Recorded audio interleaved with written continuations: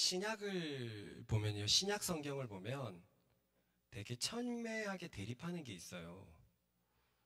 그게 행위와 믿음에 대한 것이거든요. 저는 이것을 당연히 교회 다니면서 들어봤기 때문에 행함으로 구원받는 것이 아니라 믿음으로 구원받는다라는 말씀을 오래전부터 들어왔기 때문에 행위와 믿음이 첨예하게 대립하는 게 그렇게 와닿지 않았었습니다. 특히 행함이라고 하면은 당시에는 카톨릭을 많이 떠올렸거든요. 그런데 오직 믿음으로라고 하면서 기독교가 카톨릭에서 나왔기 때문에 이건 다 끝낸 문제인데 그 다 끝난 문제를 신약 성경이 다루고 있으니까 그렇게 와닿지 않았어요.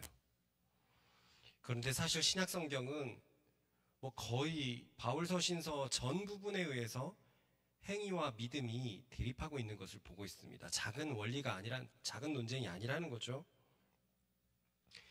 여기서 행위라고 할 때는 행위는 행함과 다릅니다. 저도 어렸을 땐 이 행위와 행함의 차이를 몰라서 좀 헤맸었는데요. 행위는 행동했던 것을 자기 의로 삼는 것을 말하는 거예요. 어떤 한 행동을 자기의 자랑으로 삼을 때를 행위라고 합니다. 행함은 마음에서부터 시작되어서 행하는 것을 말해요. 이거 여기 모니터 조금만 더 올려줄래? 마음에서부터 시작되어 가지고 행동이 밖으로부터 흘러나가는 것을 행함이라고 합니다. 예를 들어 청소를 예로 들어볼 때 조금 더 켜주세요. 행함의 사람은 마음에서부터 청소를 해야 하는 것으로 아는, 한마디로 청소하는 사람이에요. 마음에서부터 청소하자라는 것이 흘러나와서 행동으로 표현되는 사람을 행함의 사람입니다. 그래서 이 사람은 누가 시키지 않아도 마음에 청소하라는 마음이 있다 보니까 주변을 깨끗하게 만들어요. 이에 반해 행위의 사람은 한번 청소한 것을 자기 자랑으로 삼는 사람입니다. 그래서 오히려 청소하지 않는 사람들을 판단하면서 정죄해요. 왜? 나는 청소를 했으니까. 그 한 게 나한테 너무 크니까. 그렇게 이런 사람들은 자기가 이제 한번 해놓고 그것으로 굉장히 뿌듯해합니다. 그러므로 행위와 행함의 차이는 마음가짐에서 그 차이를 발견할 수 있습니다.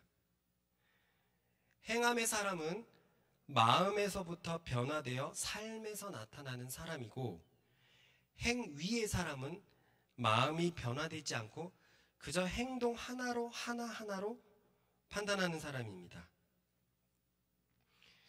그래도 아직 좀 감이 좀 안 올 수 있죠. 이것을 사랑으로 예를 들면 더욱더 분명히 드러나는데요. 행하는 사람은 마음에서부터 사랑을 하는 사람입니다. 그래서 마음에서부터 사랑이 출발하기 때문에 이 사람은 행동 모든 곳에 사랑이 묻어 있어요. 그러나 행위의 사람은 마음에서부터 출발하는 것이 아니라 행동 하나하나에 집착하는 사람입니다. 그래서 이 사람의 행동에는 사랑의 행위일까 싶은 이질적인 것이 묻어 나와요. 예를 들어 꽃을 선물한다고 생각해 봅시다. 행위의 사람이 꽃을 선물했을 때 이 사람은 내가 꽃을 선물했기 때문에 당신을 사랑하는 것이다 라고 생각을 합니다. 맞습니까? 아니, 이 판단이 옳습니까? 아니죠. 정작 상대방이 원하는 것은 꽃이 아니라 그 사람의 마음인데, 이 사람 내가 선물을 한 것으로, 한 행동으로, 꽃을 선물한 행동 하나로 자신의 행위를 그렇게 주장하는 사람들이에요. 전우자로 인사합시다. 행위의 사람이 아니라 행함의 사람이 되십시다.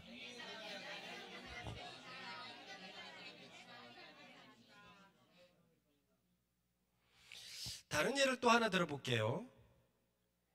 행위의 사람은 부모님을 사랑하기 때문에 부모님을 대하는 모든 자세에 효가 깃들어 있습니다. 행함의 사람은 마음에서부터 시작되는 사람이에요. 그러나 행위의 사람은 어떤 한 행위에 집중합니다. 예를 들어, 엄마, 내가 매달 얼마씩 챙겨 주잖아.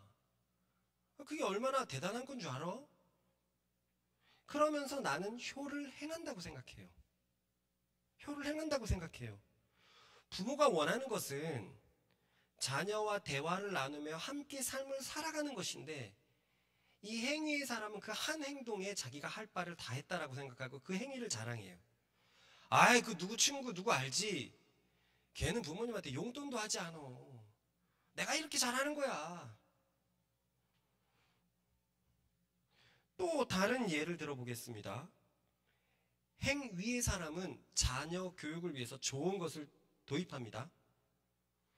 그래서 자식에게 이것저것 해줬으니 할 만큼 했다라고 생각하는 사람이에요. 그러나 행하는 사람은 그저 자녀를 사랑하는 사람입니다. 그래서 자녀를 사랑의 눈으로 늘 관찰하는 사람이에요. 결과는 어떻습니까?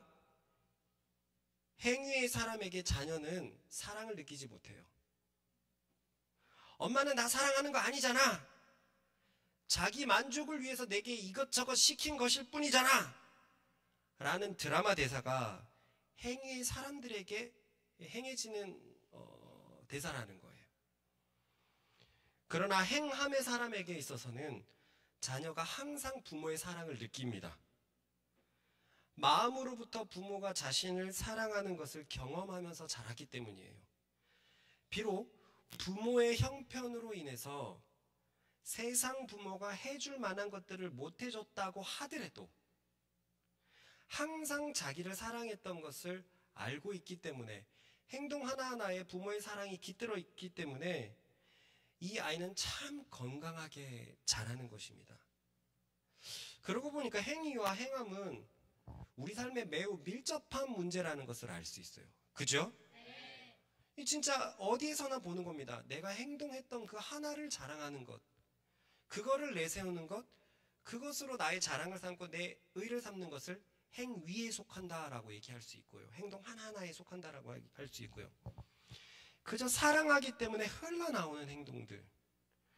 부모님을 사랑하는 사람은 인사 한마디 한마디에 되게 정겨울 수밖에 없고, 부모를 사랑하는 사람들은 우리도 그래요. 비가 많이 오거나 서울에 비가 많이 오면 부모님이 연락 옵니다. 나 또한 부산에 비가 많이 오면 제가 연락을 하고, 또 무슨 일 없냐라고 하고, 또 어떠한 일이면 연락드리고, 삶에 대해서 의논도 나누고, 이렇게 사랑하는 마음이 삶의 곳곳에 쌓이는 사람들을 행함의 사람이라고 하는 거예요.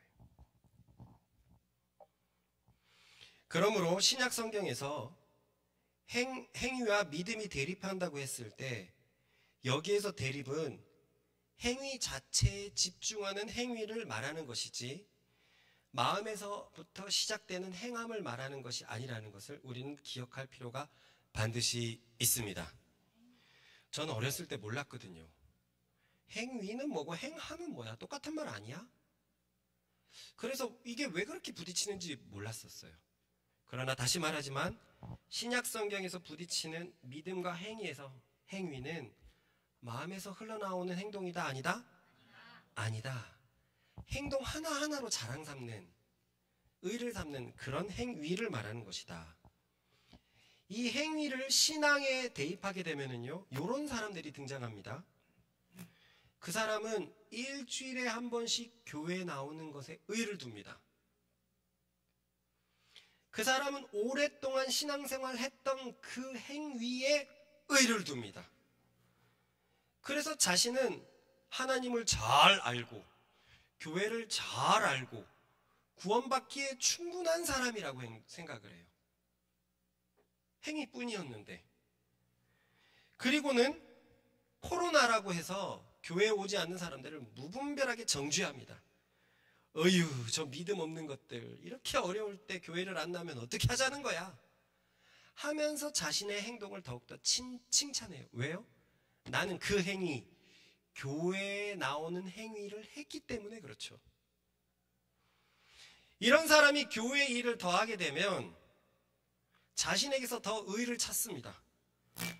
나는 매일 아침 일찍 일어나서, 주일 아침 일찍 일어나서 교회 봉사를 하는 사람이야.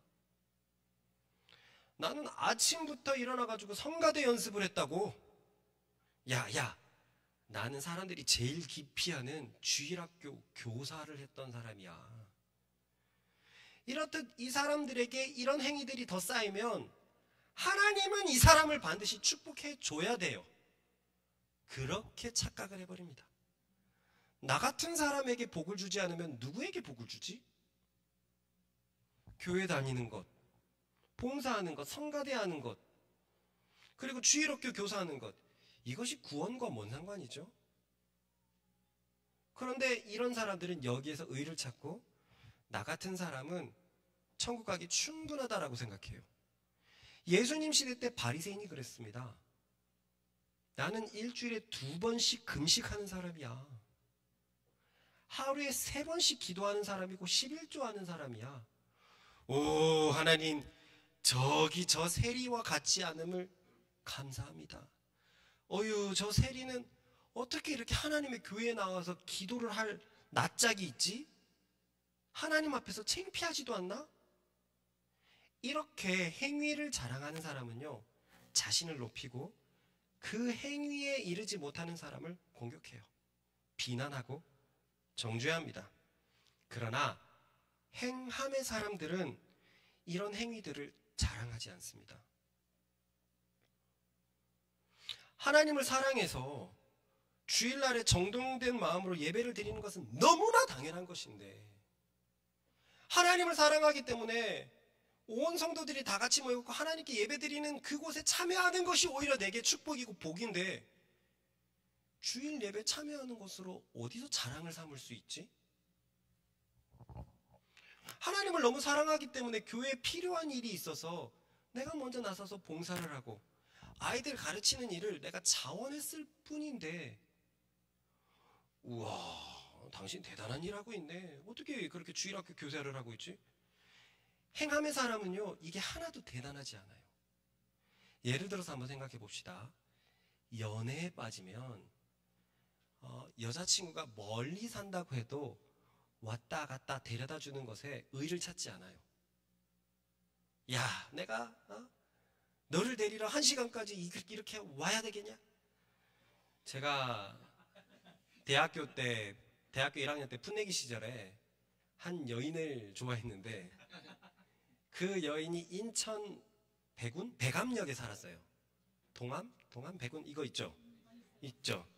그 역에 살았어요. 그래서 총신대 입구에서 거기까지 가는데 대중교통으로 1시간 40분이 걸렸어요. 근데 난 그 친구랑 데이트를 하기 위해서 일어나가지고 1시간 40분 거리에 가서 서울로 와갖고 데이트를 하고 데려다주고 왔어요. 그런데 나는 이 행동을 하나도 그 여자에게 뭐 이렇게 뽐내지 않았어요. 당연했다고 생각하는 거예요. 이겁니다. 당연하기 때문에 나오는 행동들이 행함이에요. 그런데 사랑이 식어지면 어떻게 됩니까? 내가 언제까지 여기 나와야 돼? 너는 발이 없냐? 뭐가 없냐? 이건 너무 시간이 비효율적이야. 그냥 너 빨리 오고 나 빨리 오고 더 빠른 시간에 더 많이 놀고 흩어지면 얼마나 좋아. 요즘 안전해. 걱정하지 마. 너 혼자 가도 돼. 사랑이 줄어드니까 행동 하나하나에 의의를 찾기 시작하고 거기에서 자랑거리를 찾고 그렇게 되는 거란 말입니다. 행함의 사람이 하나님을 사랑해갖고 하는 행동에서 뭐를 칭찬할 수 있죠? 누군가가 너무 좋아서 그 사람 방을 다 정리해줬습니다. 이 사람은 이게 기쁨이에요. 그런데 기쁨인데, 야, 네가 나를 위해서 이렇게 방 정리를 다 해준 거야? 넌 정말 대단해 라고 얘기하지만 이 사람은 몸둘 바를 몰라요. 칭찬받으려고 한 행동이 아니라 그 사람을 너무 좋아하기 때문에 마음에서부터 시작된 행동이라서 내가 왜 칭찬을 받아야 되는지도 모르겠단 말이에요. 하나님을 사랑하는 사람들은 이런 행동이 흘러나오는 겁니다. 주일날 예배 나오는 것이 너무나 당연하고 교회를 위해서 봉사하는 게 너무나 당연하고 그 어디에서도 의를 얻지 않아요. 마치 한 아이가 이렇게 말했다고 해봅시다. 엄마, 내가 엄마 반찬 먹어주는 것을 고마워해야 돼. 옆집 철수는 맨날 엄마 밥 맛없다고 안 먹고 그러잖아 라고 해봐요. 얼마나 꼴배기 싫습니까?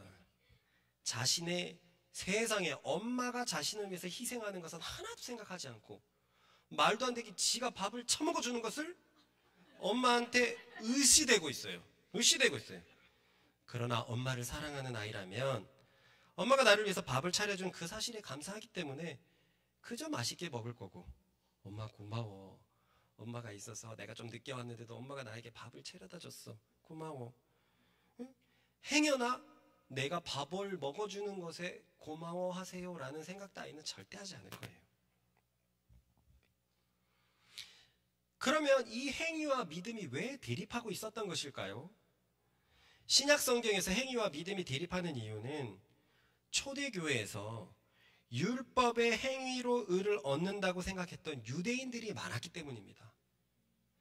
유대인들이 박해가 심해지자, 그리고 이스라엘이라는 나라가 로마에 의해서 완전히 점령을 당하자 유대인들이 로마 제국 전역으로 퍼졌어요. 이렇게 퍼진 곳에서 복음이 전해졌고 거기에서 곳곳마다 교회가 생겨났습니다. 그러니까 그 교회는 로마에 있는 다른 이방인들, 다른 외국인들과 유대인이 섞여 있는 교회가 되었고, 신약이 구약에서 나왔기 때문에 이 유대인들이 자연스럽게 소수였지만, 이방 땅에서 소수였지만 구약이 자기 민족에서 나왔기 때문에 교회에서 지도자적 위치를 취하고 있었습니다. 근데 그들이 했던 행동들이 뭐냐면 율법의 행위로 의를 얻는다라고 생각했던 거예요. 그래서 바울은 사람이 의를 얻는 것은 행위에 있지 않고 오직 그리스도를 믿는 믿음에 있다라고 신약성경 전체에서 계속 이들과 투쟁하고 있습니다. 그럼 유대인들은 왜 행위로 의를 얻는다고 생각을 했을까요? 그들에겐 너무나 큰 특권이 주어졌기 때문입니다. 그 특권이 무엇입니까? 율법이죠.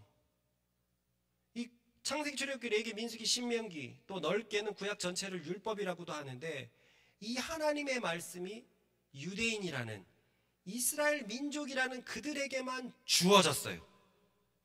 온 세계 모든 민족 중에서 자기에게만 주어지니까 유대인들은 이 사실이 너무나 좋았습니다.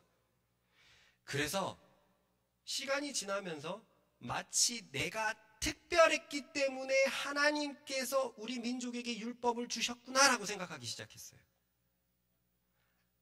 하나님께서는 원래 그들이 가난했기 때문에, 그리고 그들의 조상들이 하나님을 사랑했기 때문에 특별히 그들에게 율법을 준 것이었는데, 시간이 지나니까 그 율법을 준 이유는 까먹고, 와, 우리가 특별하기 때문에 이 율법을 주셨구나, 이 선민의식에 사로잡혔던 것이에요.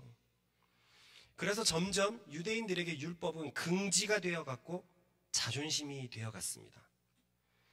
그래서 점차 이들은 율법을 행하는 것에 목적을 두지 않았어요.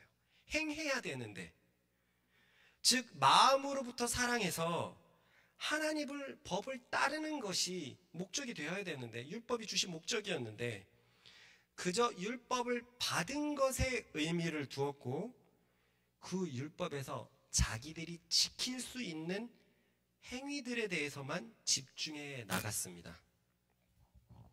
그러다 보니 당연히 이들은 율법이 없는 민족들을 미천한 민족으로 바라보았고, 또 유대인 안에서도 율법을 지키지 않는 사람들을 죄인으로 바라본 거예요.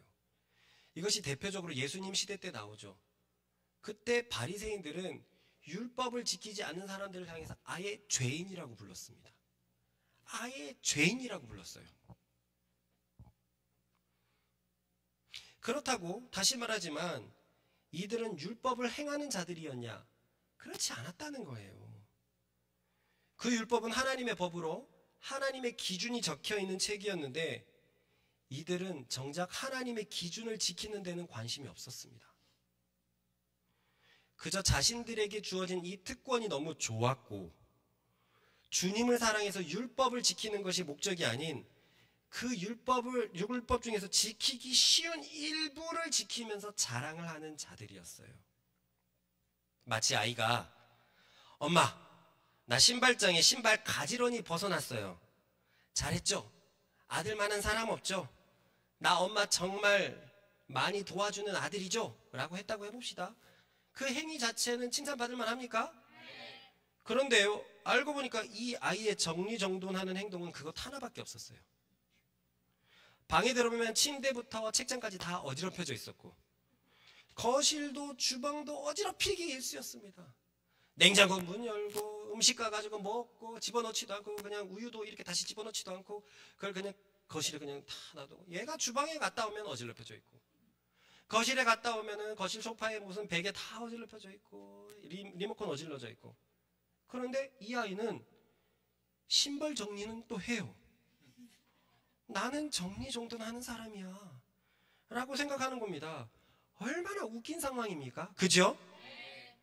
이 아이의 삶을 종합적으로 보면 정리정돈하는 아이입니까? 아니에요.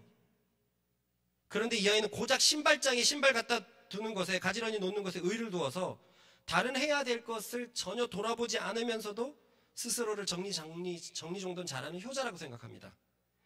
유대인들이 이랬습니다. 613가지의 하나님의 법 중에서 그들이 지키는 것은 사실상 적었습니다. 하나님을 사랑하지 않으니까 율법을 잘 지킬 수가 없었던 거예요. 그런데도 이들은 율법을 받았다는 그 사실로, 그 율법 몇 가지를 지키고 있다는 그 사실로 자신을 자랑했고, 자신들은 하나님께 의를 얻은 자라고 착각하며 살았습니다. 그뿐 아니라 율법을 지키지 않는 다른 교인들을 정죄했고, 나가서 그들에게 예수님을 믿었으면 율법의 행위도 있어야 된다면서 그들에게 율법의 행위를 종용했습니다. 생각해 봅시다. 이런 행위에 집중하는 유대인들이 많은 교회는 어떤 교회가 될까요? 분명히 이런 교회가 될 겁니다. 나는 무엇을 했어요? 나는 이만큼 했어요. 저는 이번에 헌금을 이만큼 했어요. 저는 하나님을 위해서 이런 것들을 했답니다. 이런 칭찬 자랑과 더불어서, 에이, 당신은 이번에 헌금 얼만큼 했어요? 에이, 당신은 이번에 뭐 이렇게 교회 모임에서 참석했어요? 에이, 이런 자랑과 비난이 가득한 교회가 됐을 거예요. 그저 겉모습만 자랑하고, 그저 자신들의 혈통만 자랑하고, 그저 자신들의 행위만을 자랑하고, 그렇지 못한 사람들을 차별하고 비난하고 정죄하고, 이게 무슨 하나님의 교회이겠습니까? 율법은 분명 하나님이 주신 것으로 매우 신성하고 아름다운 것인데, 이들은 자신의 행위를 자랑하는 것에 팔려버리니 정작 율법에서 중요하게 다루는 정의와 국률과 믿음은 다 갖다 버리고 외적인 것들만 자랑하는 이상한 교회가 되어버린 것입니다. 우리 이 말씀 읽어보십시다. 시작.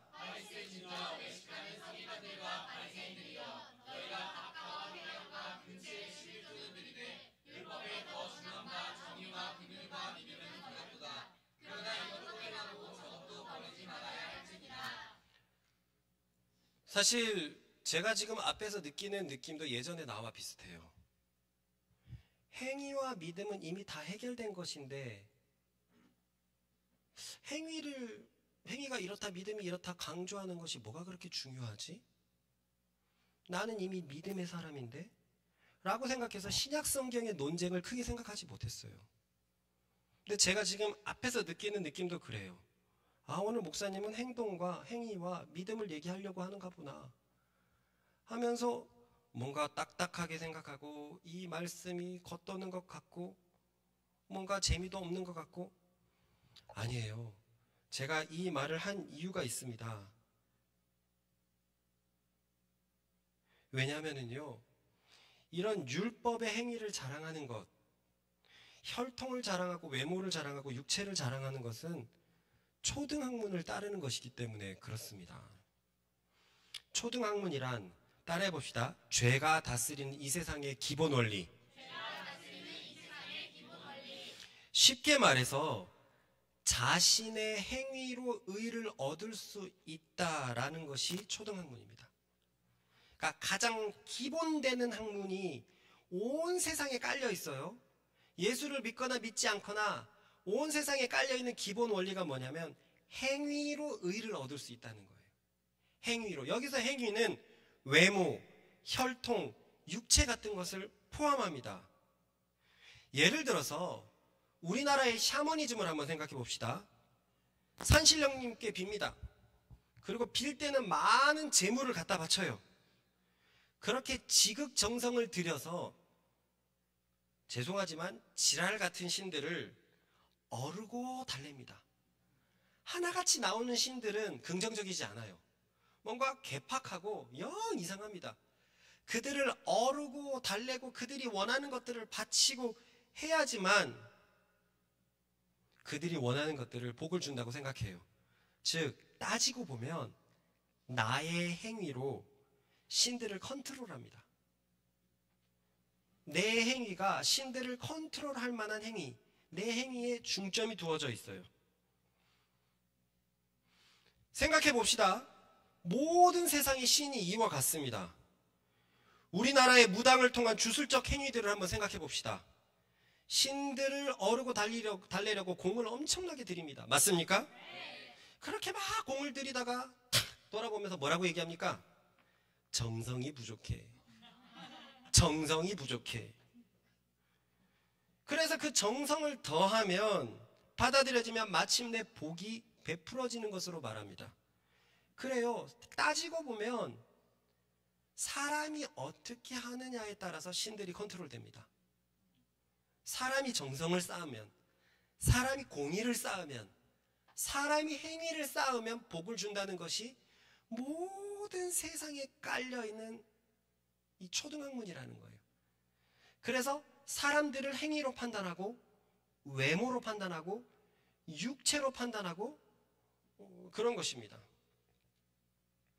이런 초등학문에서 사실 주인은 자기 자신이죠. 사람이죠. 왜냐하면 행위로 신들을 컨트롤할 수 있으니까요. 이렇게 자신의 행위로 의를 얻으려고 하는 것이 초등학문의 기본 원리입니다. 놀라운 것은 하나님이 주신 율법이라고 하더라도 올바른 마음으로 다가가지 않으면 곧 율법의 행위로 접근하게 되면 초등학문에 속하게 된다는 거예요.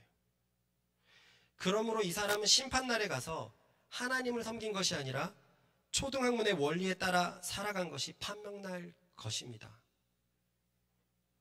저를 보세요. 성경은요, 구원받는 사람이 정말 적다 그랬어요.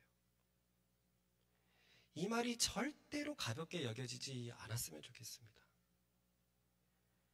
나 같은 사람이 천국 가야 되는 것 아닌가라고 얘기할 때 무엇으로 그 기준을 삼습니까? 오래 교회 다녔으니까요? 내가 목사님 말씀을 들은 게 몇 년인데 이게 초등학문이라니까요. 그건 하나님을 섬긴 것이 아닙니다. 그런 행동들, 행위들로는 하나님께 하나도 내세울 수 없어요. 그렇게 무엇을 한 것으로 판단하는 것은 세상이 하는 거예요. 혈통이 좋으면 세상에서 왔다죠. 외모가 좋으면 세상에서 왔답니다. 행동이 좋고 행위가 좋은 것들로 뭐가 되어도 그래 행위가 됐으면 됐다 라고 하는 것이 왔답니다. 그것으로 세상에서 사람들을 판단하고 그럽니다. 그런 행위적 판단, 초등학문의 판단이 교회로 들어와 가지고 전혀 성경적인 신앙생활을 해가지 않는데, 전혀 삶 속에서 하나님을 사랑하는 것이 보이지를 않는데, 전혀 하나님을 사랑하기 때문에 선한 행위가 보이지 않는데 자기가 구원받는다라고 생각하는 사람이 수두룩빽빽한 거예요. 초등학문에 속한 사람들은 이 말씀을 듣지도 못합니다. 구약에서 구원받지 못하는 사람들이 많다라고 얼마나 많이 외치고 있고, 신약에서 천국 못 들어갈 사람들이 얼마나 많다고 하더라도 이 초등학문을 섬기는 사람들이 이렇게 딱 달라붙어서 자기는 천국 간다라고 생각하고 있어요. 그 천국의 근거가 다 자신의 행위입니다. 그 행위라는 건 아주 보잘것없어요. 교회 오래 다녔다는 것 뿐입니다. 뉴스 오래 봐가지고 정치 많이 익숙해지면 누가 나 국회의원 세워줍니까? 농구하는 경기 좋아해가지고 내가 그거 오래 보고 있으면 내가 농구 선수 됩니까? 교회 오래 다닌다고 구원받는 겁니까? 아니에요. 성경에는 절대 그렇게 써있지 않아요. 근데 내가 교회 다녔다고, 내가 이렇게 섬겼다고, 내가 옛날에 새벽기도 열심히 다녔다고, 내가 철야도 했다고 다 행동들을 자랑합니다. 그것이 하나님께 드려진다는 것이 도대체 어디에 성경에 적혀 있습니까? 성경에선 찾을 수 없지만 뭔가 마음속에서 그런 것들이 받아들여질 것 같습니다. 그게 초등학문이에요. 뭔가 지극정성을 쌓아가지고 신을 컨트롤하는 게 초등학문입니다. 그 초등학문은 바울이 제일 싫어하고 약하고 아주 천박하다라고 말했던 것이 초등학문이에요. 우리나라 속담에 지성이 감천이면 뭐예요? 지성이면 감천이다. 열심히 정성을 쌓으면 하늘도 감동한다라는 말이 있어요. 그게 초등학문입니다. 하나님한테는 그 어떤 행위도 받아들여지지 않습니다. 왜냐하면 우리 모두가 죄인이기 때문에 아예 하나님 앞에 설 수 없어요. 설 수 없어요. 우리 같이 읽어보겠습니다. 시작. 모든 사람이 죄를 범하였음에 하나님의 영광에 이르지 못하더니. 세상의 모든 종교들과 우리가 섬기는 기독교의 차이가 여기 있습니다. 세상의 모든 종교는 결국 자신이 왕이에요. 자신의 행위로 자신의 위치를 점할 수 있습니다. 그러나 기독교는 다릅니다.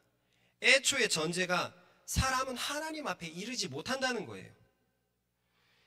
그러니 사람의 모든 노력과 행위는 전혀 하나님께 도달하지 못한다는 것이 바로 기독교의 가르침입니다.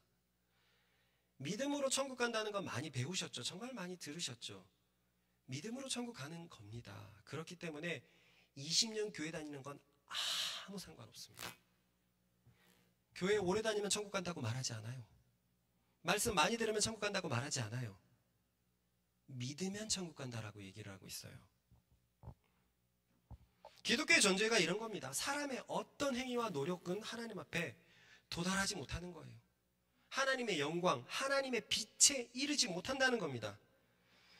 그렇기 때문에 기독교는 행위가 아니라 오직 믿음으로만 하나님께 도달할 수 있다고 말하는 진리이고 종교입니다. 즉 기독교는 자신의 어떠한 행위도 하나님께 받아들여질 수 없다는 것을 인정하고 나서, 즉 죄로 얼룩진 자신의 인생을 벗어날 힘이 자신에게 없다는 것을 철저하게 전제하고 난 후 이 모든 것을 구원하실 수 있는 하나님을 신뢰하는 것, 이것이 기독교에서 의를 얻는 방법입니다.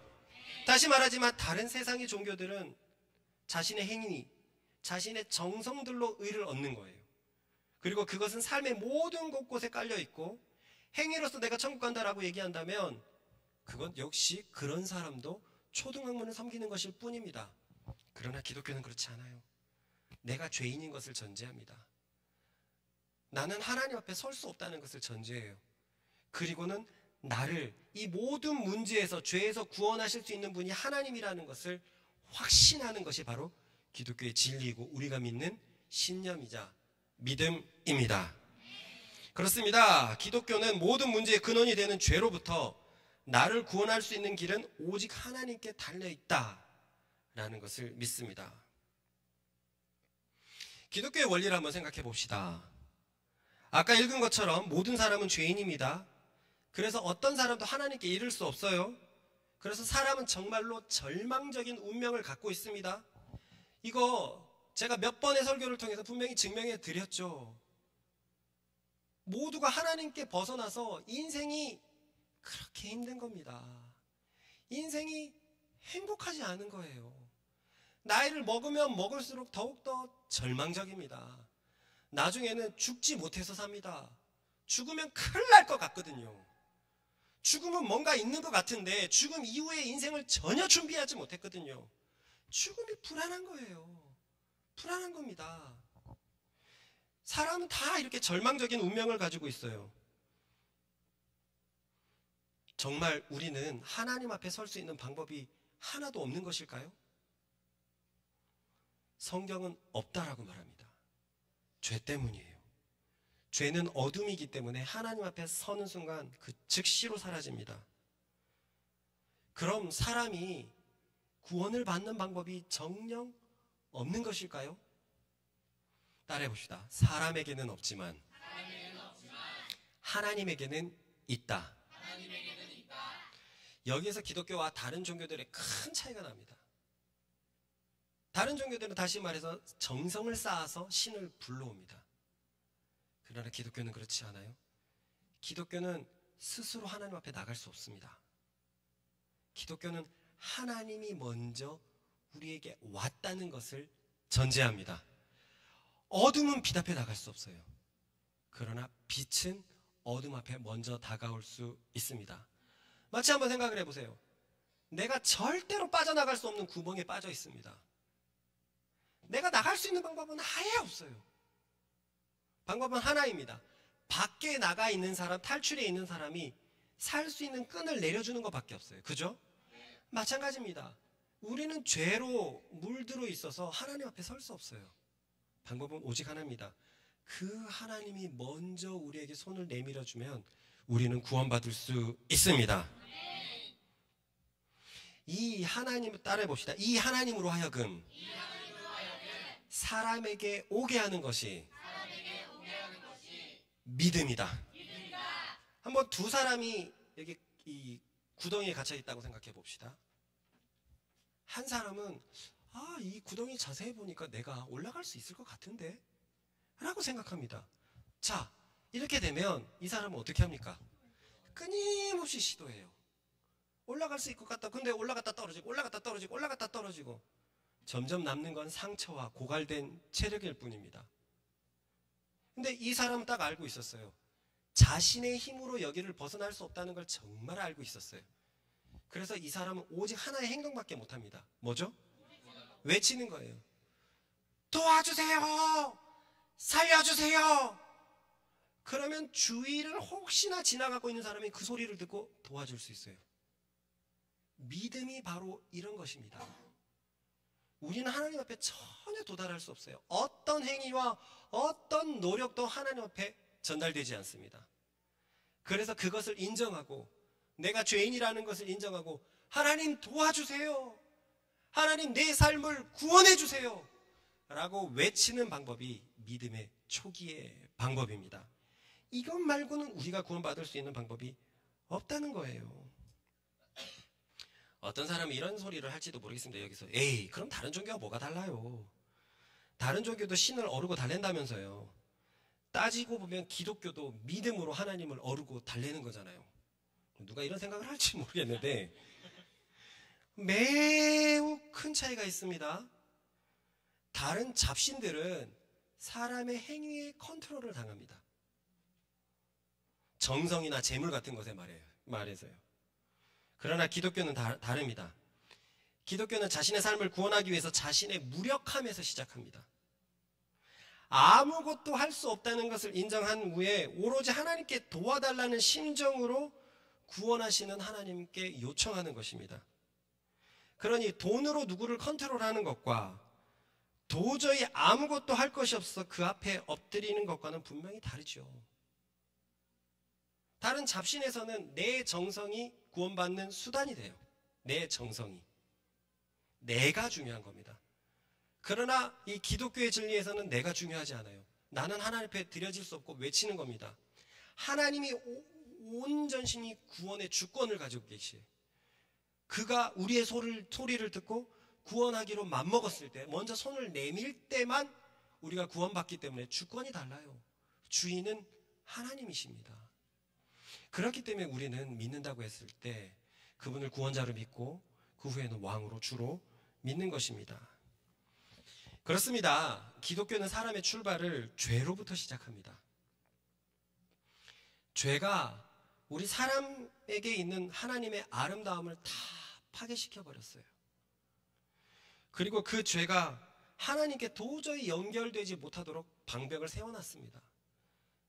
자칫 잘못 생각해서 죄가 힘이 되게 강하다, 하나님보다 강하다라고 생각하는 건 오산입니다. 하나님이 너무나 순결한 분이라서 죄와 함께 할 수 없다는 거예요. 그래서 사람에게는 하나님에게 나갈 수 있는 아무런 수단이 없다. 죄로 물든 인간의 어떠한 행위로도 하나님 앞에 설 수 없다는 말입니다. 그런 사람이 하나님께 할 수 있는 유일한 행위가 바로 믿음이라는 거예요. 유일한 자세가 주님 도와주세요. 나는 나의 삶을 구원할 능력이 없습니다. 주님, 나는 너무나 외롭습니다. 주님, 나는 나의 미래가 너무나 걱정이 됩니다. 주님, 나는 여지껏 인생을 잘못 사는 것 같습니다. 주님, 저는 혹시 구원을 못 받았는지도 모르겠습니다. 주님, 나의 인생은 금수저도 아니고 동수저도 아니고 그야말로 하층민의 그런 삶으로 이 세상에서 내가 잘 살아갈 수 있는 어떠한 수단도 없습니다. 주님, 도와주세요.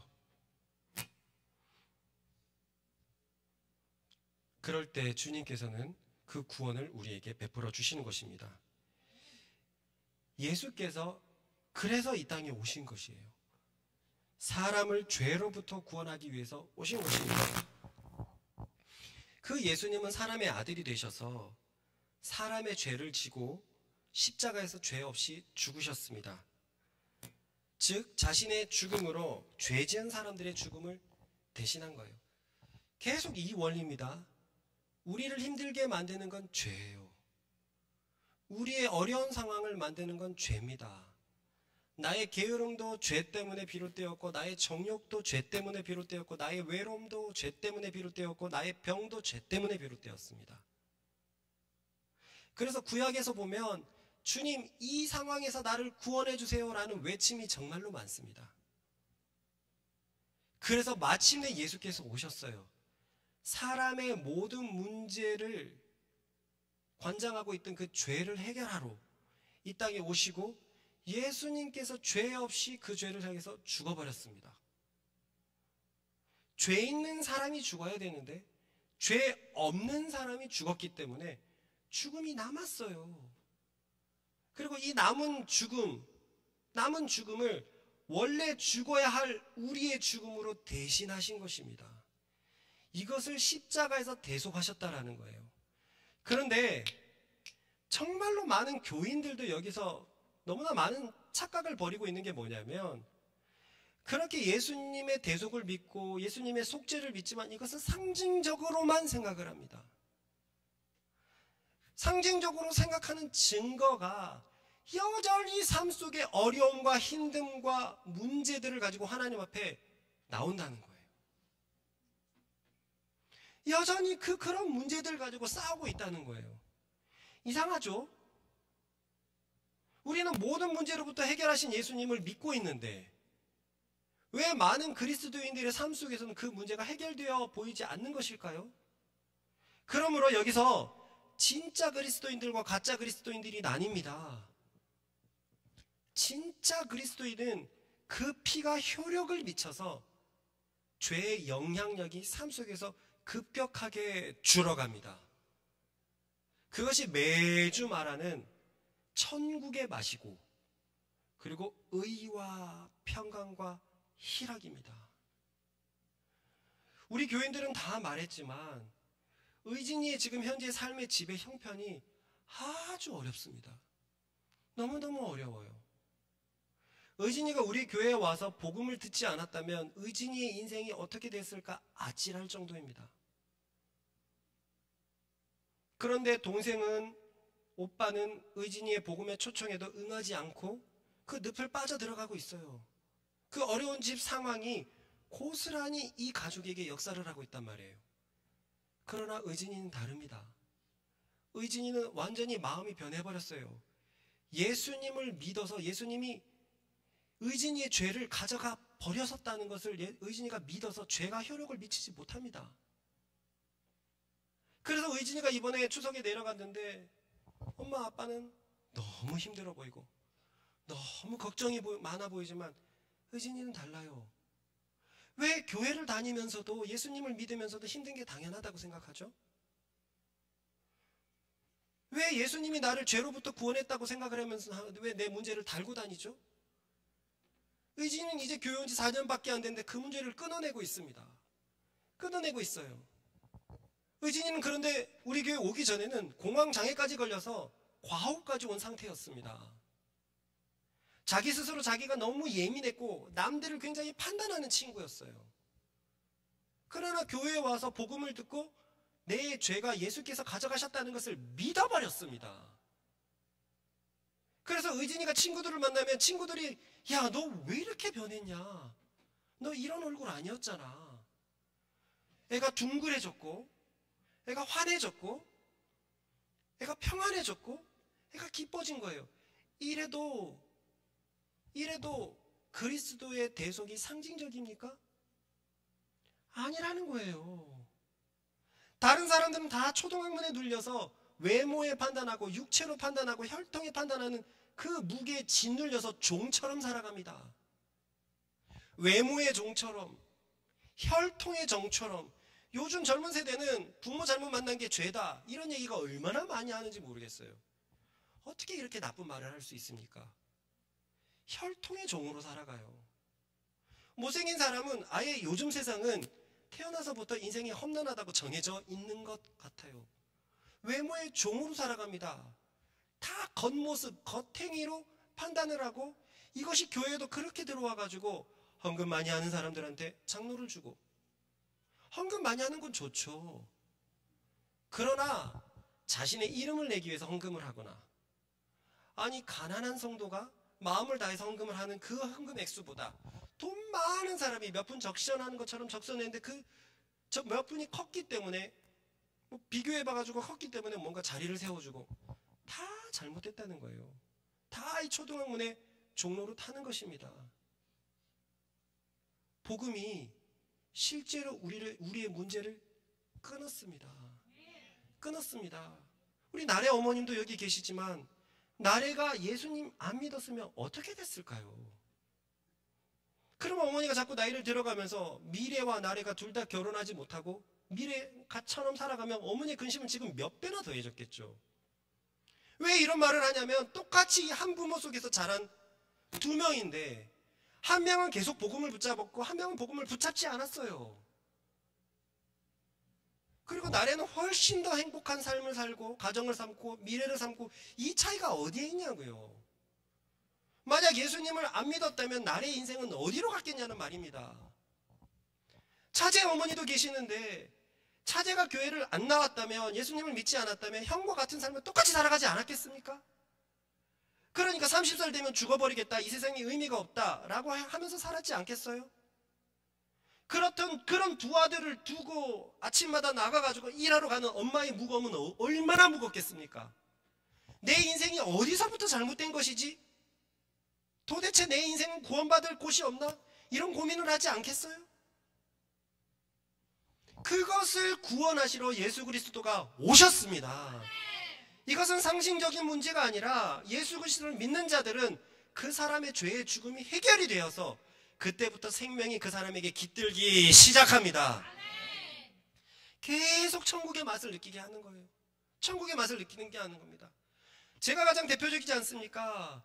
저도 대표적이지 않습니까? 목회자인데 저는 큰 죄를 지었고 목회자의 윤리에 걸맞지 않는 그런 팻말이 붙어 있는 사람이에요. 그렇다면 나는 내가 걸어가는 길에서 제일 뭐라 그럴까, 조건이 좋지 않을 사람입니다. 그런데요, 거기서 저는 예수님을 만났고 복음을 만났고 내 죄를 대속하신 예수 그리스도를 알게 되었습니다. 정말 매년이 너무너무 행복합니다. 그래서 저는 우리 아내한테 이랬어요. 지금 셋째를 임신하고 이제는 20주, 21주가 되는데, 여보, 애들 더 낳을까? 이렇게 행복하고 우리 신앙이 아깝지 않아? 이번에는 쌍둥이 시험관에서 쌍둥이 남녀 낳으면 딱이다. 처음은 고생스럽지만 나면 얼마나 좋을까. 물론 너무 진심으로 한 것 아니니까 다른 걱정은 마시고요. 이 인생이 너무 행복해서 그래요. 예수께서 죄를 가져가신 게 실제적이더라 말입니다. 그래서 삶의 문제가 다가와도 그 문제 앞에 무릎 꿇리지 않습니다. 그 문제를 이미 해결하신 예수 그리스도를 바라보면서 그 문제를 하나씩 넘어가고 있습니다. 여러분이 모자 사역도 그렇잖아요. 요즘 세상에 아이를 내놓기가 정말 쉽지 않습니다. 그리고 TV는 하루 이틀 멀다 하고 막 때리는 어린이집 선생님도 나오고, 무엇보다 이제는 잘못된 PC 교육, 남자 여자 그렇게 부르면 안 된다라는 이런 아주 썩은 교육들이 들어와 갖고 아이들의 뇌를 좀먹고 있습니다. 좀먹고 있습니다. 저는 이런 교육에 맡길 마음이 조금도 없습니다. 그런데 제가 그럼 어떻게 하란 말이에요? 우리 아이들은 어떻게 하란 말이에요?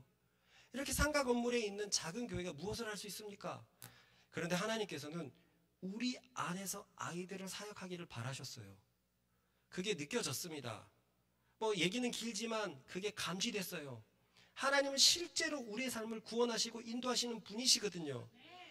오랫동안 고민하고 했는데 지금 들어와서는 하나님께서 인정하셨다라고, 인도하셨다라고 인정할 수밖에 없는 결과들로 가고 있습니다.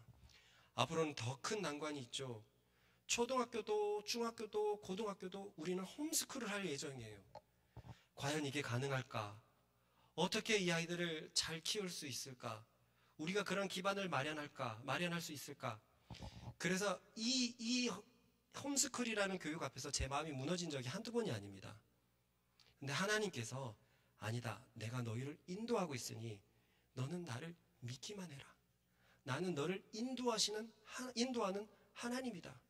그 음성에 매년 순종하면서 걸어오고 있는데 정말로 주님께서 우리의 삶을 인도하시는 게 보입니다. 신기하다, 신기하다 이런 일도 모이면 신기한 일이 아니에요. 모이게 되면 누군가가 역사하고 누군가가 일하고 누군가가 우리를 인도하시는 일입니다. 그렇게 우리가 살아가고 있잖아요. 몇 번 얘기했지만 9커플이 있는데 벌써 우리부터 지금 3커플은 8년 차입니다. 3년 차, 5년 차에 이혼이 그렇게 많다 그러고 이혼이 50%인데 그렇다면 우리 중에서 4쌍은 이혼했어야 돼요. 한 쌍도 이혼하지 않습니다. 그렇다고 불안한 쌍도 없어요. 하나님을 믿어서 다들 더 잘 걸어가고 있습니다. 왜요? 문제는 하나님이 가져가셨기 때문에. 에이, 더 살아보세요. 더 살아보면, 목사님도 더 살아보면 또 다른 문제 허덕일 겁니다. 아니요. 저의 믿음은 그리스도께 있는데요. 그리스도께서 구원하셨다는 걸 믿고 있는데 제가 왜 그런 초등학문의 원리 따위에 무릎을 꿇어야 됩니까? 여러분, 그리스도를 믿는 게 무엇입니까? 하나님을 믿는 게 무엇입니까? 내 삶의 모든 문제를 해결하실 수 있다는 그 하나님을 믿는 것입니다. 그 믿음이 어디에 있습니까? 그 믿음이 있으면 내가 미래에 염려를 하겠습니까? 우리 의지는 이제 집 나가라는 얘기도 들었고, 주인이 전세가 다 되고 집 나가라는 얘기를 들었고, 집에 가갖고 도와주실 수 있냐라고 물어봤더니 없다라는 거예요. 얼마나 큰 문제가 눈앞에 이렇게 딱 다가왔습니까? 그러나 의진이가 하나님을 믿고 있다면 하나님께서는 의진의 삶을 계속 인도하실 것입니다. 그렇게 인도를 해왔기 때문에 우리 교회가 여기까지 있는 것이고 우리 교회가 그것을 위해서 계속 걸어가는 줄로 믿습니다. 기독교의 믿음이 여기에 있습니다. 따라해봅시다. 나를 위해서 이미 죄를 해결하신 예수 그리스도를 믿는 것. 그를 믿을 때 그의 죽음이 나의 죄를 속한다는 것. 여기서 속한다는 것은 내 죄를 대신 지불한다는 거예요. 그의 피로 내가 죽을 것을 대신 지불한다는 것입니다. 그래서 나는 죄로부터 구원받아 하나님 앞에 설 수 있게 된다는 것. 이것을 믿는 믿음 위에 기독교가 있습니다. 전우자로 인사합시다. 믿음으로 나아가십시다. 그러므로 기독교에는 어떠한 행위도 하나님 앞에 필요가 없습니다. 하나님 앞에 무엇을 행했느냐, 무엇을 가지고 있느냐가 아무런 의미가 없다는 거예요. 쉽게 말해서 기독교에는 혈통이 아무런 필요가 없습니다. 좋은 혈통, 건강한 혈통, 아무 필요가 없습니다. 그래봤자 죄를 가지고 있는 혈통일 뿐입니다. 기독교는 혈통으로 의롭게 되는 것이 아니라 오직 그리스도를 믿는 믿음으로 의롭게 됩니다. 유대인들은 자신들의 혈통을 자랑했지만 하나님 앞에서는 그 혈통 하나도 소용이 없습니다. 같은 말로 기독교에는 육체가 아무런 필요가 없습니다. 우리의 육신이 가지고 있는 것이 아무런 필요가 없단 말입니다. 돈이 많은 것, 권세가 많은 것, 명예가 있는 것 아무런 소용이 없습니다. 그런 것들로 교회에서 뭔가 빛나 보인다면 그 교회는 이미 잘못되고 있는 것입니다. 세상에서 돈이 많다고 초대교회에서 그 12사도들 앞에서 이름을 낼 수 있었겠습니까? 아니요. 고린도서를 보면 꽤 영향력 있는 사람인데 바울은 그를 향해서 사단에게 내주었다라고 얘기할 정도로 아주 엄하게 교회를 위해서 징벌하고 있어요. 왜요? 바울은 육체를 보고 판단하지 않습니다. 그 육체의 어떠함이 하나님 앞에서는 아무 상관이 없거든요. 코끼리 앞에서 기존 개미들보다 조금 더 큰 개미가 무슨 소용이 있죠? 그건 개미들한테나 소용이 있죠. 개미들한테는 으쌰으쌰할 수 있죠. 내가 너보다 커, 내가 너보다 세. 그런 조금 큰 능력 가지고는 코끼리 앞에서는 아무것도 쓸모짝이 없습니다. 하나님 앞에서 육신의 어떠함이 이렇다는 거예요. 그러므로 내가 육신이 뭐가 더 좋고 좋은 상황이 있다고 내가 뭔가 특별하다고 생각하면 그거는 아주 큰 오산입니다. 전혀 하나님 앞에서 자랑할 것이 없을 죄인인데 그런 것들로 서로 판단하고 비판했으니 오히려 하나님은 그것을 더 죄로 보실 것입니다. 또 같은 말로 기독교에는 외모가 아무런 필요 없습니다. 말 그대로 잘생긴 것은 아무런 필요가 없고요. 또한 본질적인 의미로 사람의 겉모습은 아무런 필요가 없습니다. 그가 비싼 옷을 입고 비싼 차를 타고 비싼 집에 있고 비싼 명품을 휘감는 것 아무런 필요가 없습니다. 하나님 앞에 나간데 명품 주렁주렁 차고 사람들 앞에서 하는 것 얼마나 하나님 보시기에 꼴사나워 보일까요? 그가 의사든 정치인이든 인류의 발전에 이바지한 과학자든 아무런 필요가 없습니다. 왜냐하면 하나님께서는 외모로 사람을 취하시지 않기 때문입니다. 우리 같이 읽겠습니다. 시작. 오직 하나님 앞에서 필요한 것은 그리스도를 믿는 믿음뿐입니다. 하나님 앞에서 자신의 무력함을 완전히 인정하고서 내 삶을 구원하기 위해서 내가 할 수 있는 것은 없다. 내가 평안하기 위해서, 내가 기쁘기 위해서, 내가 바로 살기 위해서 나를 구원할 수 있는 능력이 내 삶에 없다는 것을 인정하고서 자신을 구원할 수 있는 분은 오직 그리스도라는 것을 믿는 믿음. 이 믿음만이 하나님에게만 받아들여집니다. 그러므로 우리가 하나님을 믿는다고 할 때 세 가지를 전제합니다. 첫째는 나의 그 어떤 것도 하나님께 도움이 되는 것은 없다는 거예요. 혈통도 육체도 행위도 외모도 하나님께는 아무런 도움을 주지 못한다. 둘째로 그래서 하나님 앞에서 나는 그저 완벽한 죄인이라는 사실 뿐입니다. 이 죄 앞에서 나는 완전히 무력하다는 사실 뿐입니다. 셋째로 이런 절망적인 상황을 구원해 주실 분은 오직 하나님과 그의 아들 예수 그리스도 뿐이라는 사실입니다. 그러면 참 믿음을 가진 자는 어떻게 살아가겠습니까? 그는 더 이상 자신의 행위를, 즉 혈통과 육체와 외모를 자랑하지 않을 것입니다. 그것들을 목표로 삼지 않을 것이에요. 세상에서 잘 되는 것을 목표로 삼지 않습니다. 남들보다 돈 많이 버는 것을 목표로 삼지 않습니다. 남들과 비교해서 나은 것들을 자랑하는 것을 목표로 삼지 않습니다. 애들이 영어를 배워야 된다고 다 우수수수 세상이 쫓아갈 때 우리도 영어를 배워야지 세상에서 뭘 좀 하지 않겠느냐? 세상의 풍조에 따라가지 않습니다. 그런 것들은 하나님 앞에 하나도 받아들여지지 않을 것이기 때문에 믿음의 사람들은 하나님께 받아들여지는 오직 그 한 가지, 하나님과 그의 아들 예수 그리스도를 믿는 것, 그 믿음에만 목표를 가질 것입니다. 또한 이렇게 믿는 사람들은 정말 하나님께서 자신을 구원해 줄 것으로 믿는 사람들이기에 그들의 삶 속에서 의심과 염려와 걱정은 점점 찾아볼 수 없게 될 것입니다. 정말 주변이 다 걱정 아닙니까? 정말 주변이 다 어렵다. 그리고 특히 그냥 100% 하는 말이 돈 없다예요. 돈 많은 사람도 돈 없다. 돈 없는 사람도 돈 없다. 그러나 참 그리스도인은 걱정하지 않습니다. 염려하지 않습니다. 죄 문제를 그리스도가 해결해 주셨는데 우리가 왜 이 귀한 시간을 걱정에다 쏟아부어야 됩니까? 그러므로 그리스도인은 자신들의 선한 행위도 자랑하지 않습니다. 선한 행위도 자랑하지 않습니다. 목사님, 저번 주에는 우리가 선한 행위로 구원받을 수 있다고 하더니 이제는 선한 행위로 자랑하지 않는다고요? 맞습니다. 선한 행위로 구원받는 거 맞습니다. 그런데 그것은 어디까지나 결과이고 열매일 뿐입니다. 선한 행위는 예수님을 믿는 삶에서 따라오는 결과이고 열매이지 선한 행위 자체가 목적이 아니에요. 목적이 아닙니다. 아까 말했던 것처럼 한 사람이 좋아서 그 사람을 너무나 존경하고 사랑해서 그 사람을 위해서 정리정돈을 해줬어요. 이 사람에게는 이게 전혀 일이 되지 않고 오히려 영광입니다. 그런데 그것을 어떻게 자랑할 수 있습니까? 이 사람은 그걸 자랑하는 걸 불경스럽다고 생각할 거예요. 그죠?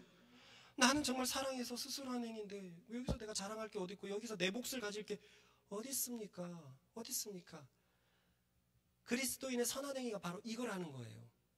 하나님은 그 선한 행위를 보시기 때문에 불신자나 신자나 똑같은 기준으로 대하지만 그 선한 행위가 무엇을 통해서 오느냐? 믿음이라는 거예요. 하나님을 사랑하고 예수 그리스도를 사랑하는 그 믿음에서 그 마음의 변화에서부터 흘러나오는 선한 행위. 그렇기 때문에 선한 행위를 자랑하지 않습니다. 그리스도가 나를 먼저 사랑해서 나를 위해서 죽으시고 내 죄를 대속해 주시고 그를 믿어서 내가 선한 행위를 할 뿐인데 자랑하려면 내 선한 행위를 자랑하는 것이 아니라 그리스도를 자랑해야죠. 그렇기 때문에 사도는 자랑하려거든 오직 그리스도만을 자랑하라 라고 성경에 적혀 있는 것입니다. 그렇기 때문에 선한 행위를 자랑했다가는 큰일 날 거예요. 그것은 어느새 행위를 자랑하는 자신이 또 되어버릴 겁니다. 그러니 여기에서 가짜 그리스도인들이 판명나죠. 행위로 하나님 앞에 나아가려고 했던 사람들이 판명납니다. 하나님을 믿는다고 하면서도 세상의 목표를 가진 사람들, 이런 부모님들이 얼마나 많은지 아세요? 고3 때 신앙 조금 게을리해도 좋은 대학 가고 좋은 직업 가지는 것이 하나님께 더 영광 돌리는 것 아닌가? 아니, 전능하신 하나님 앞에, 온 우주를 만드신 하나님 앞에 내 자식이 삼성전자 가는 것이 하나님이 영광이 됩니까? 온 우주에서 지구는 먼지보다도 작고 지구에서 나는 먼지보다도 작은데 그렇게 미천한 내가 LG에 가고 대기업 가는 게 하나님께 영광이 됩니까? 자신에게 영광이 되겠죠. 자신의 명예가 되겠고 자신의 이름을 알리게 되는 것이죠. 다 초등학문입니다. 하나님을 믿는다고 하면서 세상의 목표를 가진 사람들, 내가 세상에서 잘 돼야 하나님이 기뻐하실 거야 라는 괴랄한 생각을 가진 사람들, 이 사람들은 하나님을 제대로 믿는 것이 아닙니다. 자신의 행위를 자랑하는 사람들입니다.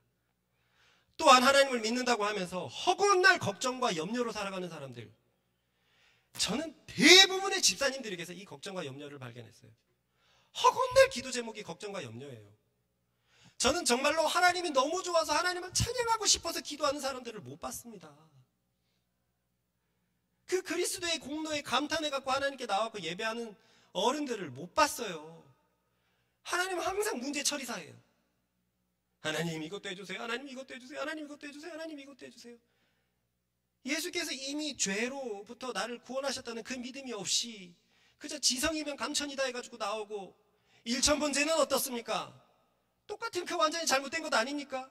1000번 헌금하면 하나님께서, 그렇게 우리가 정성을 쏟아붓는데 하나님께서 들어주실 거야.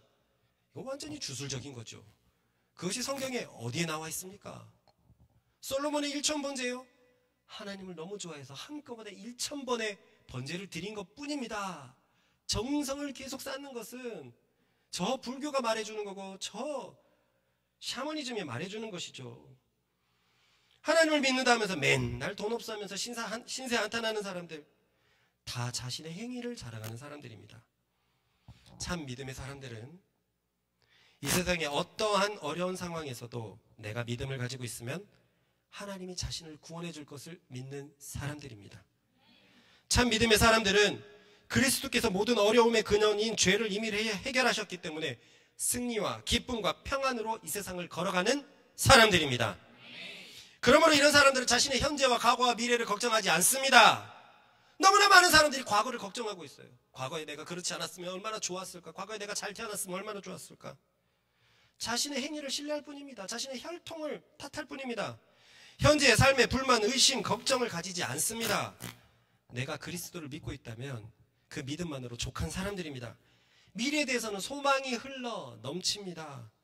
하나님의 영이 나를 점점 더 거룩하게 만드실 것이기 때문에 그렇습니다. 말씀을 맺겠습니다. 세상은 행위로, 곧 육체로, 외모로, 혈통으로 그 사람을 판단합니다. 그것이 초등학문의 원리입니다. 그래서 죄에서 구원받지 못할 그것으로 자랑하고 서로를 정죄합니다. 하나님이 보시면 얼마나 가증스러울까요? 자신을 구원하지 못할 것들로 서로 자랑하는 꼴들이 얼마나 가증스러우실까요? 읽어봅시다. 시작. 세상에서 힘있다 하고 하는 사람들에 대해서 하나님께서 이렇게 말씀하세요. 참으로 안타까운 것은 저 율법의 행위로 의를 얻는다고 생각했던 유대인들처럼 교회에도 이 초등학문의 원리가 너무 깊숙이 들어와 있다는 거예요. 교회에서도 혈통과 외모가 우선시 되는 것을 저는 너무 많이 발견했습니다. 이런 것들은 모두 하나님께 저주를 받을 것입니다. 인생을 그래도 우리 다 살 만큼 살지 않았습니까? 아직 어린 20대도 있지만 우리 교회 대부분도 이제 30대 중반을 넘어가고, 저도 이제 50이라는 숫자가 눈앞에 그냥 카탁카탁 보입니다. 그리고 어머님들 계시죠? 이 인생에 과연 무엇이 있습니까? 우리네 인생에 그냥 흙으로부터 와가지고 흙으로 돌아가는 게 우리 인생입니까? 이 더덥고 헛한 세상에서 과연 우리는 무엇에 마음을 둘 수 있죠? 모두가 행위 때문에 쫓고 쫓기는 삶을 살아갑니다. 많이 있는 사람은 그것을 자랑하지만 더 많이 있는 사람 앞에서 열등감을 가지고, 가장 많이 가진 사람은 그것이 언제 빼앗길까 두려워하고, 없는 사람은 없기 때문에 늘 신세한탄하면서 살고, 정말 모두가 이렇게 살아갑니다. 죄가 이렇게 만들어놨고, 이것이 초등학문이고 그 초등학문의 종노릇하도록 죄가 이렇게 만들었습니다. 그렇기 때문에 우리는 하나님을 제대로 믿고 또 믿어야 합니다. 이런 세상에서 나를 구원할 수 있는 힘이 내게 없다는 것을 철저히 인정하고서 나를 도와달라고 크게 하나님을 불러야 합니다. 성경에는 이렇게 되어 있어요. 마지막 날에 하나님께서 내게 오십니다.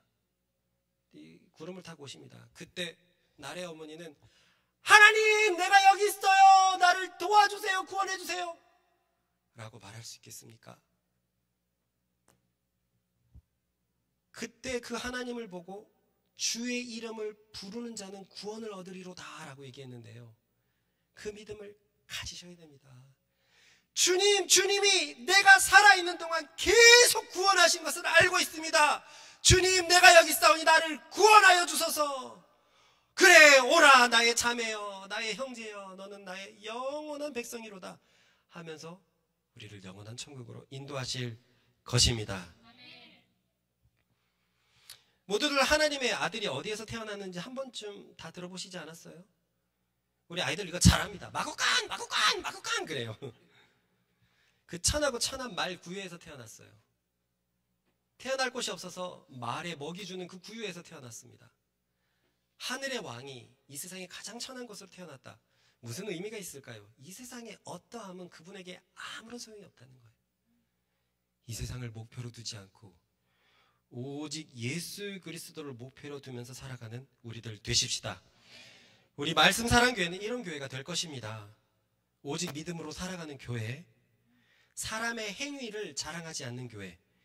그래서 혈통, 육체, 외모로는 전혀 자랑할 수 없는 교회, 자랑하려거든 오직 그리스도만 자랑하는 교회가 될 것입니다. 이런 우리들의 믿음의 하나님은 계속 천국을 맛보게 해줄 것이고, 이미 충분히 맛보고 있는데 더 넘치게 맛보며 자라나는 세대들이 그 천국을 충분히 경험하게 될 것입니다. 우리 같이 기도하십시다.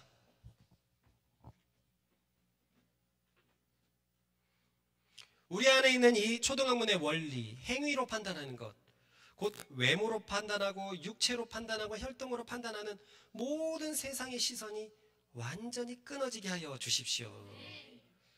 이제는 복음의 시선을 가지고 오직 그리스도만 바라보는 내가 되게 하여 주십시오.